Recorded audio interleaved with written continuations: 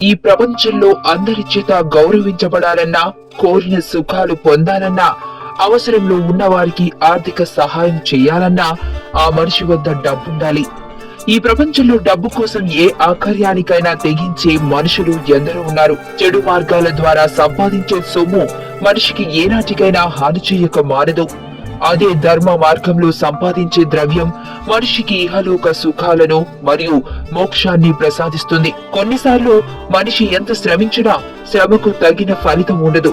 కొంతమంది ఎంతో పెట్టుబడి పెట్టి మరెంతో శ్రమపడి వ్యాపారాలు చేసినా లాభాలు రావు సరికదా, పెట్టిన పెట్టుబడి కూడా ఆవిరైపోతుంది. కొన్నిసార్లు జాతకంలో గ్రహాలు వ్యతిరేకంగా పనిచేస్తున్నప్పుడు మనిషికి ఏం చేసినా కలిసి రాదు. ధర్మ మార్గంలో అధిక ద్రవ్యం సంపాదించాలంటే దైవానుగ్రహం కావాలి.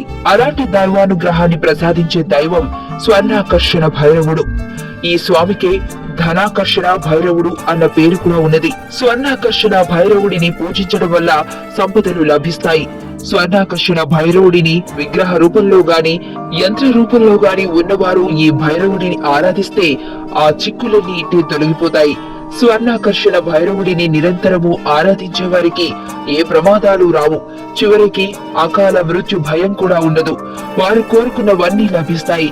వారు చేసే పనులలో విజయాలు లభిస్తాయి. ఇంకొక విశేషం ఏంటంటే, స్వర్ణాక్షర భైరవుడిని పూజించడం వల్ల కర్మ ఫలాలు సంపూర్తిగా నశించిపోయి మరణాంతరం మోక్షం లభిస్తుంది. బ్రహ్మదేవుడి యొక్క అహంకారాన్ని అణచటం కోసం బ్రహ్మదేవుడు భైరవ రూపాన్ని ధరించాడు. ఈ భైరవుడు వివిధ రకాల రూపాలలో దర్శనమిస్తాడు. వాటిలో అతి ముఖ్యమైనది స్వర్ణాకర్షణ భైరవ రూపం.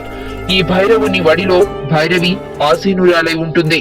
స్వర్ణాకర్షణ భైరవునిగా 4 హస్తాలుంటాయి. అందులో ఒక హస్తం అభయ ముద్రని ఇస్తూ ఉండగా, 2వ హస్తంలో అమృత కలశము, 3వ హస్తంలో శూలము, 4వ హస్తంలో ఢమరుకము కనిపిస్తాయి.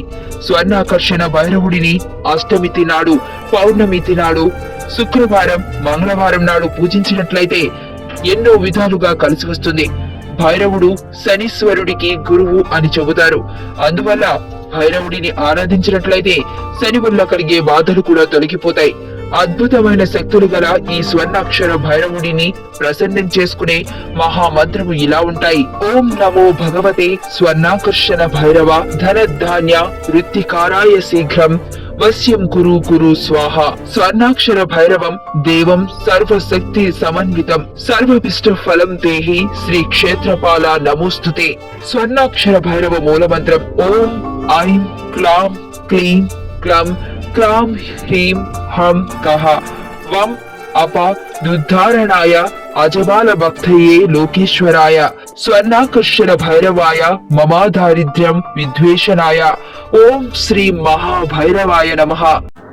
ఈరోజు మంచి మాట. ఈ వీడియో నచ్చినట్లయితే లైక్ చేయండి, షేర్ చేయండి, సబ్స్క్రైబ్ చేసుకోండి. Thank you.